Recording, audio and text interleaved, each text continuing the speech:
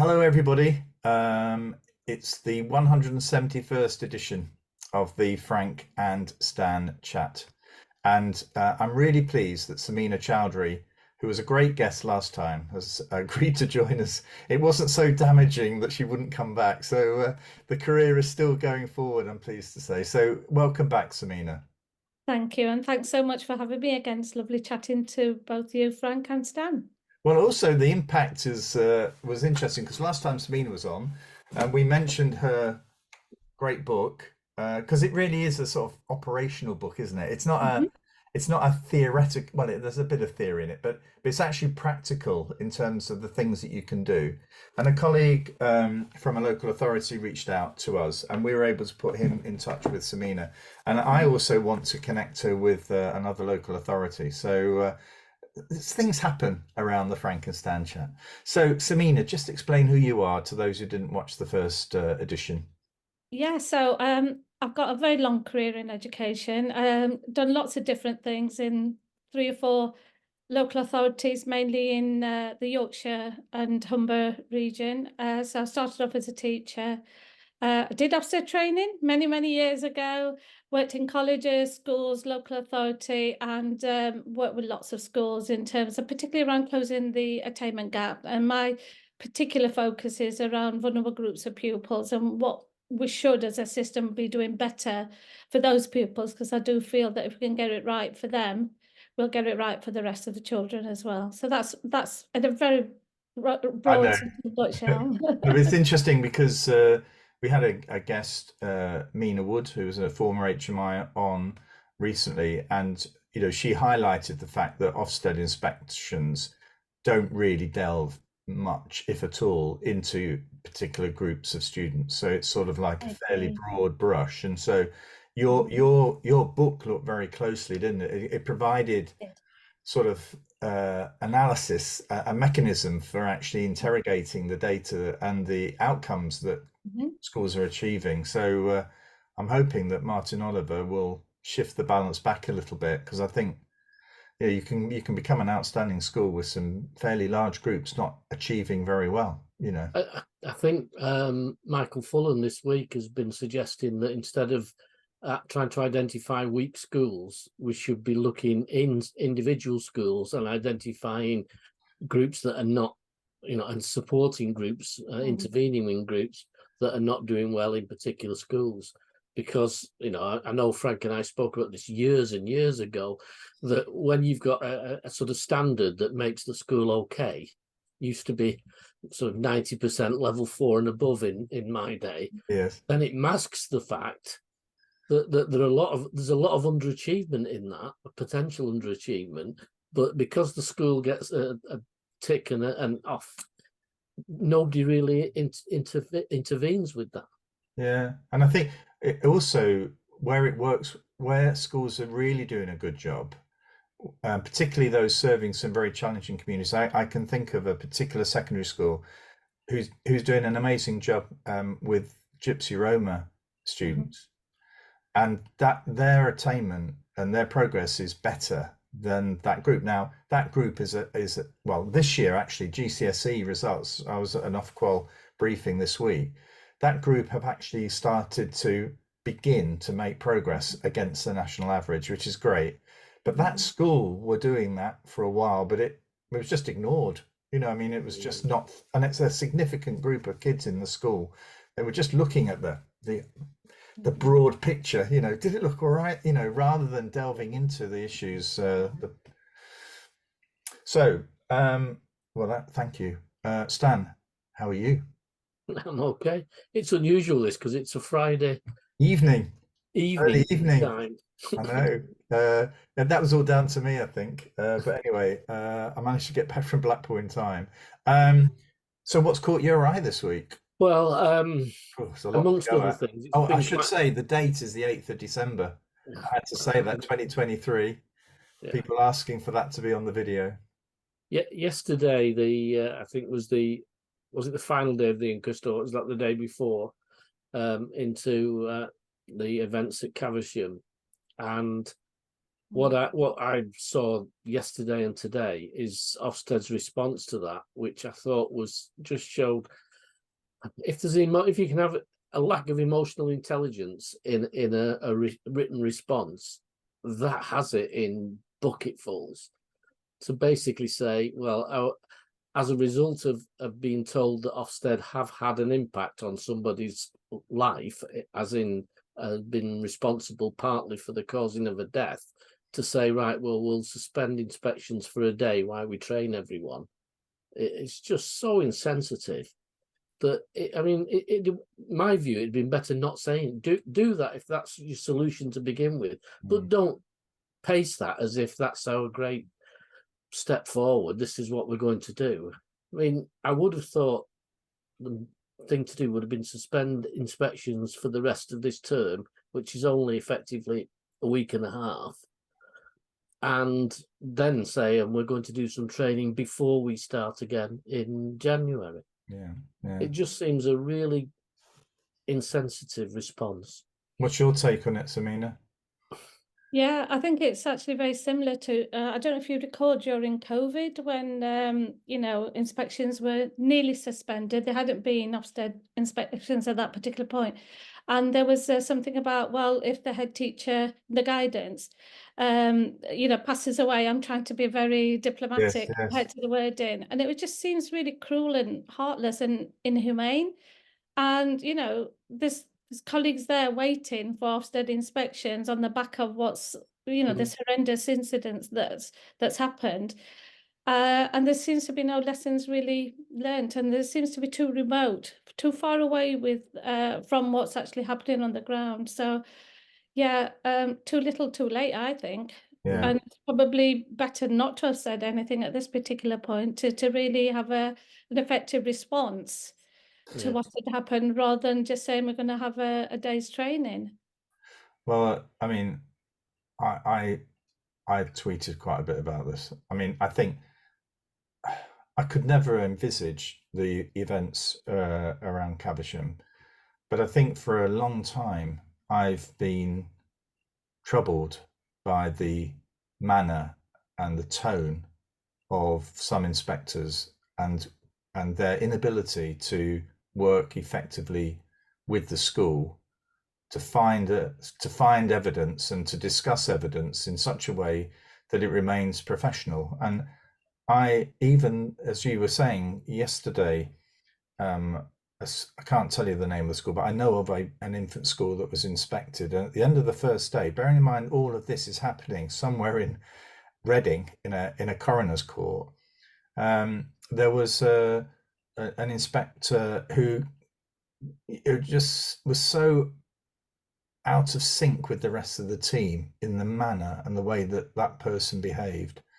that you think, well, there is it's not just at the senior level, there is a sort of an acceptance that this sort of behavior can continue, and the lack of sensitivity from senior leaders in Ofsted, that filters through into the system, and the culture is such that it's easy to view people who are more sensitive and more alert to the emotional aspects of another person are viewed as a bit soft, I mean, what we want is some really, rigorous, these words, rigorous, robust, these are words that Ofsted uses quite a lot.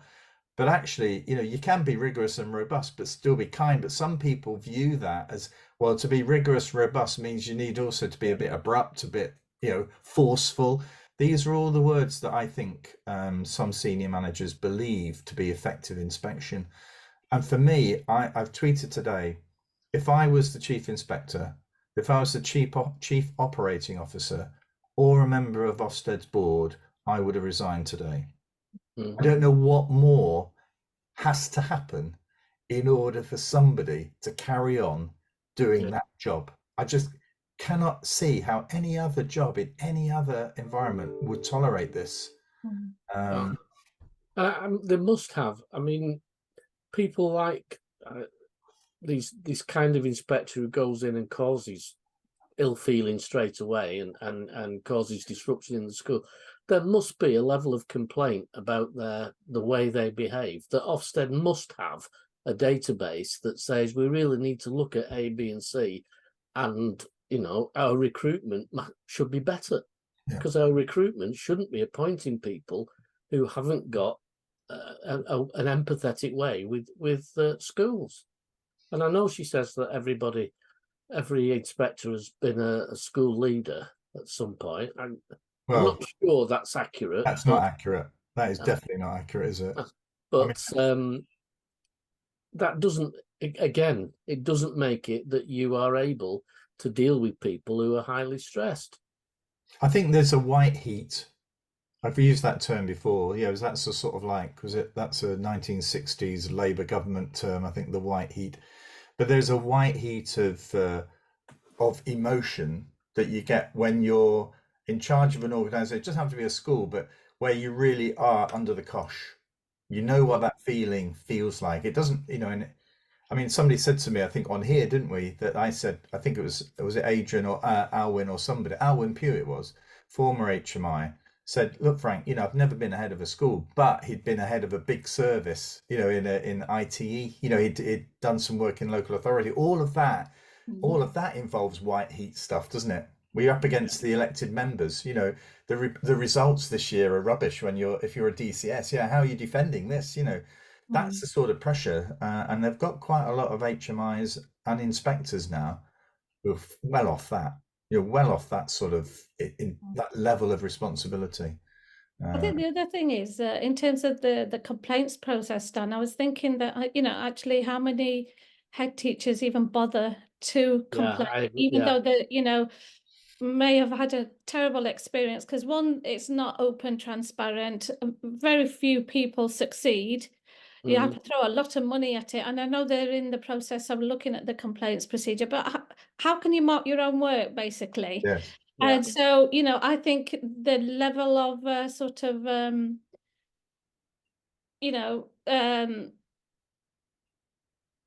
in terms of, wanting to complain, but not actually getting around to, not wanting to complain because you just don't feel it's going to get anywhere. And it's more when, if you've been through an awful process, you're not going to put all that energy and time and effort when you know that nothing's going to change as well. So and it's there's a also the difficult fear. one. There's also the fear. Whatever people say, there is a fear that if I upset Ofsted, that I'm going to get clobbered next time. That's a definite feeling amongst school leaders. I think also, I think you mentioned this before we started recording, Sameena, but there is a little strategy which I've noticed where currently the issue to go for is safeguarding. So, but it doesn't have to be safe. It could be a subject, and you could go in and say, "Oh, I'm deeply concerned about the maths here now." I think it tends to be phonics. Phonics is a very popular focus. And then more evidence is found, and so in effect that's then the way the inspectors seem to manage it is around, well, we'll give you that, as if it's in their sort of power to give you that judgment. And in a way, the school then feel relieved that they've won that battle. But then there's a sort of sense of, well, but actually this isn't very good. And you think, oh, well, I'll tolerate that because actually the phonics is critically important. I mean, the same would be with safeguarding, wouldn't it? But we'll let that go, and we'll let this issue here about foundation subjects go through on the nod because we don't really want to stir it up any more than we have already. Right, Sameena, what's caught your eye this week?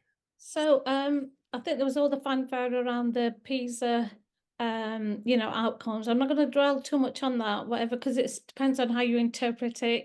Some people can pick out all the positives, and then if you read the report, it also talks about methodology and it not being 100% accurate. So still a small sample of what, about 5,500 pupils and so on. But round about the same time, I don't know if it's on the same day or a day or two later, was also the UNICEF report. And it talked about child income poverty rates from 2012 to 2014, and then from 2019 to 21. And it's shocking because I think as a nation, we need to sort of hang our heads down in shame that United Kingdom's really at the bottom of that, and child poverty rates have increased by 20% over that period of time. Whereas, you've got countries like Poland, Slovenia, Latvia, Lithuania, they're at the top. They're reducing child poverty, and whereas some of the more sort of established Western, privileged nations are actually going in reverse. Yeah. And I think that really has massive implications for, what we're trying to do in schools. And, talking to you earlier about schools became, the fourth emergency service during COVID, but they're continuing to do that, but without the resource and the support that they need. And, hats off to, colleagues for the work that they are doing, but they're doing it on a shoestring. They're plugging gaps in societal, and organizational sort of failures where there isn't that resource. So they're having to do more and more of the specialist service. And at the end of the day, if a child's hungry, cold, and where then, then they're coming into school, and then we're talking about teaching and learning. If we can't get those, basic fundamental things right, and we're going in reverse, what hope have we got as a country? I agree. I agree. I think we were very low down on the sort of happiness and well-being. We were That's second, right, yes. second from bottom in the PISA report, weren't we? Yeah, But yeah. I think the issue here is that there are those, and I think Amanda Spillman is one of them, who say that actually we need to define more clearly what the role of educators is. And I think that, I do have some sympathy with that, but actually, what do you do? When children are turning up and haven't had a breakfast, and they haven't got anything in their lunchbox, and they haven't got money for school dinners, they're not on free school meals. That's the worry for me, is that the children that are slightly above the threshold, and what you're meant to do is people who don't claim, Frank. No, yeah. I mean, I know it's different now than when I was ahead, but we had a significant number of people who didn't apply for free school meals because it was seen as not something you would want people to know about in a middle class area. Yeah. So there's a lot of things that aren't right, and it appears to me that there's no money. I've just read today, just before we came on, that there's encouragement for schools to sell off land now to pay for capital investment. Yeah, the only way to get the rack is to sell the playing fields. Yeah. Yeah. I think that I think the poverty issue is one that it's very easy for those that are not experiencing that acute level of poverty in their community to sort of push it away, to disregard it. They will say, oh, we've got some elements of poverty, it doesn't hold back our children. Well, actually, you get to a sort of tipping point in all of this where you simply don't have the resources, you don't have the community resource to deal with it, and it basically tips it over. It's funny you should say that, Frank. I was at a meeting in a very middle class area where somebody in the meeting said, well, we kind of don't have any poverty here. Yeah. And I said, really? Where's that statement coming from? The one thing you shouldn't be doing in a middle class area is assuming that there are no issues on poverty and no issues on other areas that are deemed not to happen in our area. And it frightened me to think that there were people, because the assumption then makes it worse, because you have things going on in your school that cost parents money. And if your head is around, well, we don't have any poverty, so we don't need to worry about that, then the pressure you're putting on those with the least is incredible for them to try and keep up with people who are much better off than themselves. I might be, I'm probably revealing too much here in that about my lack of awareness. But we've got a grandchild who's gone now into a secondary school, and it's a very high performing, sort of judged outstanding by Ofsted. But actually, all of the homework is online, right? So all of that analysis, all those days, Stan, of having to mark books and then record them in a journal, add up all that, that's all gone. So basically, a teacher on this system is just basically looking at, and there's an algorithm. So if you struggle, say, with Spanish, and you get a certain level, then it takes you back to a certain point in the course so that you can revisit it. You're not aware you're doing it. But for me, that requires a computer and a good internet access, and also a computer that's, for this in Spanish, it's got to have sound, and it also, you've got to be able to speak into it. So there's quite a lot of technology here that it's depending on. I'm not aware that the school's done anything to say, well, if you haven't got that, we can help you. You know, it's just an assumption that everybody in this area will have all of that, and it's not the case. I don't think all schools. I think the schools did get better though during COVID, because with all the laptops and doing the audits and actually getting a feel of what was going on. I think there's other wider issues. It's not just about the technology; it's the wherewithal in terms of in the family environment. There's also simple things like the space. What space is there for somebody to work? Electricity. I mean, bills have gone up stupidly, in terms of costs and everything else. And so if you think about Wi-Fi costs, if you think about electricity and all that, there's so many things that actually come within that. And if there is one laptop and the whole family's going to share it rather than everybody having their own device, there's so many things that goes with online learning. It's not just the equipment, it's all the infrastructure that you need behind that for it to be successful as well. But the assumption is often made, although like I said, I think schools did get really good at that during COVID, especially when they were doing the online learning. I don't know how glued up they are again, kept up with that sort of level of detail that schools were forced to, find out about families and so on. But yeah, there are, I think, assumptions made about what is, available in the home environment, and the expectation is that you just get on and do it. Yeah. My favourite, I know this is not relevant at all, but it just makes me smile, that when they were doing the school that I'm associated with, when they were doing online lessons, on 2 occasions they had to ring a parent to say their child had fallen asleep on the settee. The lesson had finished, but the child was asleep. Oh dear. There's something to the quality of teaching, actually, but I didn't. I know. Actually, and what it's funny. Can I have 2 things for what's caught my eye? The first, because I didn't mention this before, we've spoken a lot in the past about recruitment of teachers, but the figures this week are absolutely catastrophically bad, aren't they? Is it half the number of teachers have been recruited, and actually the number that are staying, the proportion that are staying is less. You know what I mean? So they're not staying, and suddenly you have to start thinking about, well, why are the children not very happy? Why are the teachers not very happy? Why are people not staying?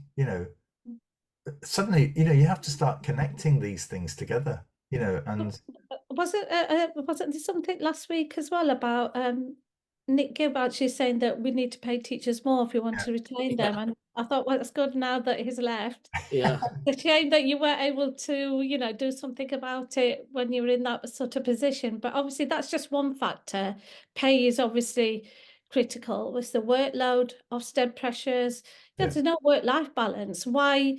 Why would you go into a career if you're not going to get the satisfaction that you want and feel that you've got the support of the system? I'm not talking about individual schools, I'm talking about the education system that we've set up, whereby you can actually do a decent job and do what you want to do.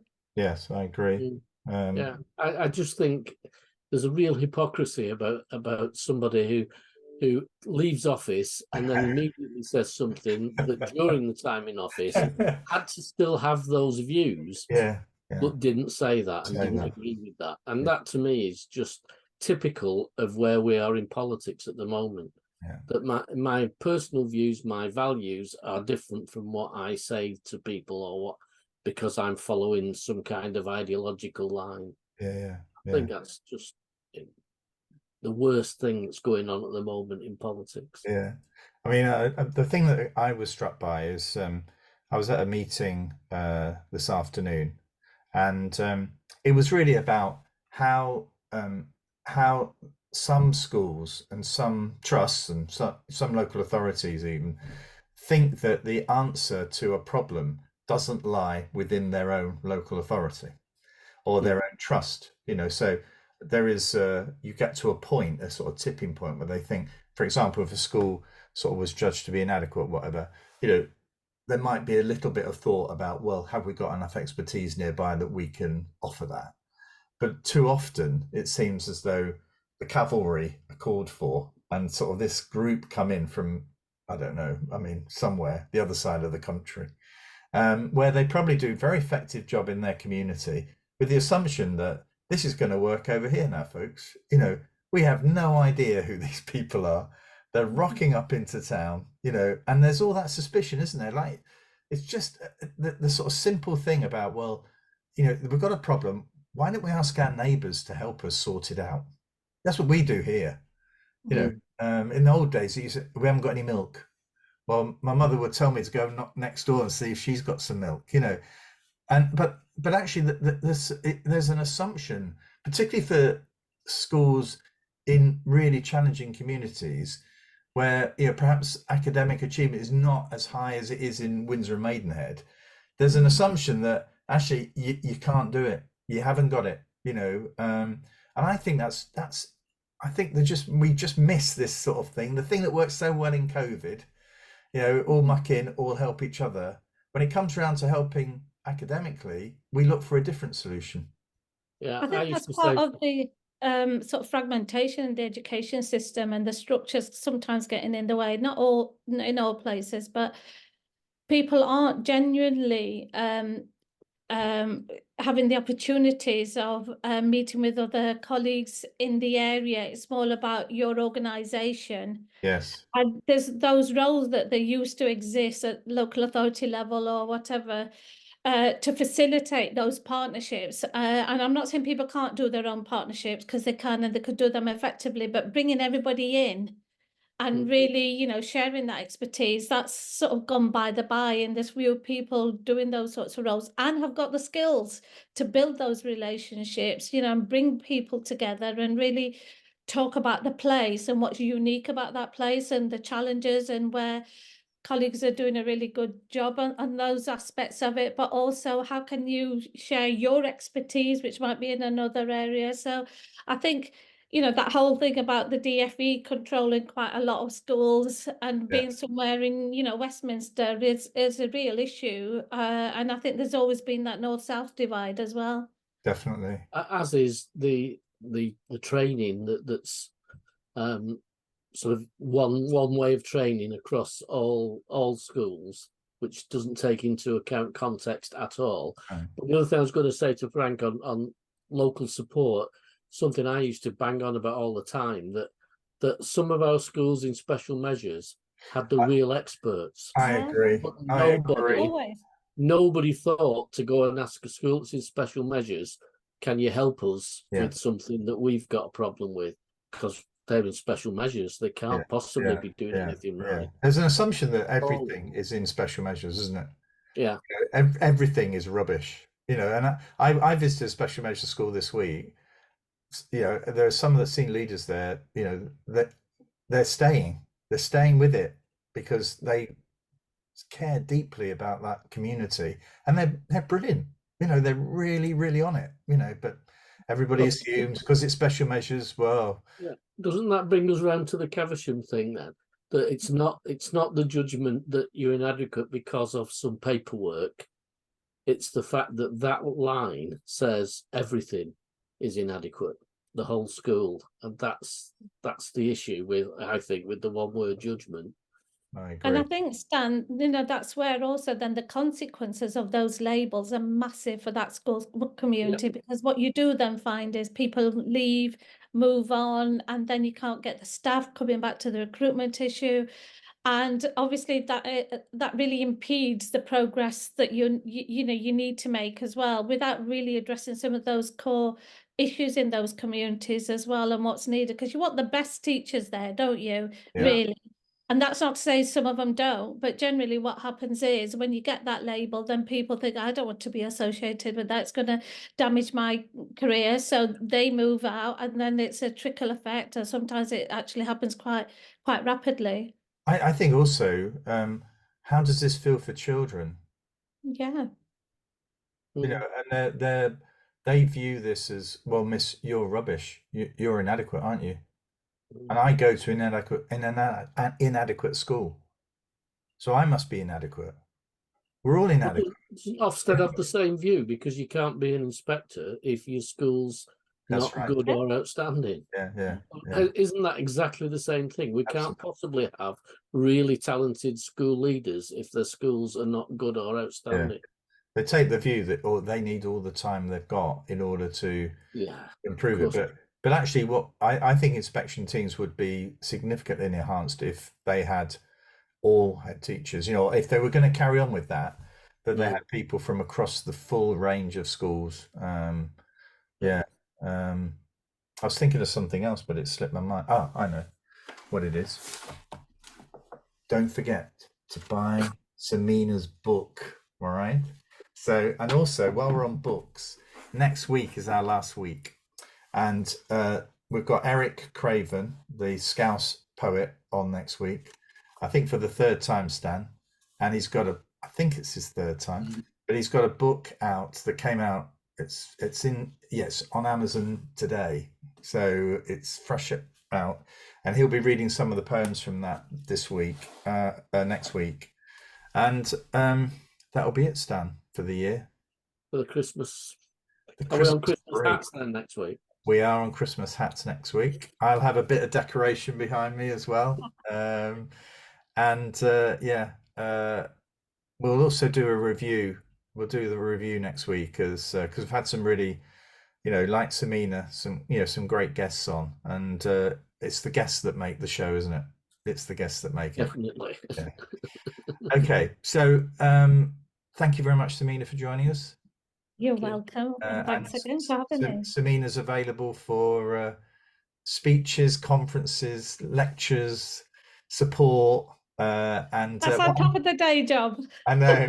I'll put but you can just search. If you search for Sameena, you'll find her on her details on the internet if you want to reach out to her, and the book's available as well. So it's called Equitable Education. Okay, Stan, so I'll see you next week. Yeah. And all being well. Yeah. So take care, everybody. Thanks, Sameena. Thank you. Take care. Bye. Bye-bye.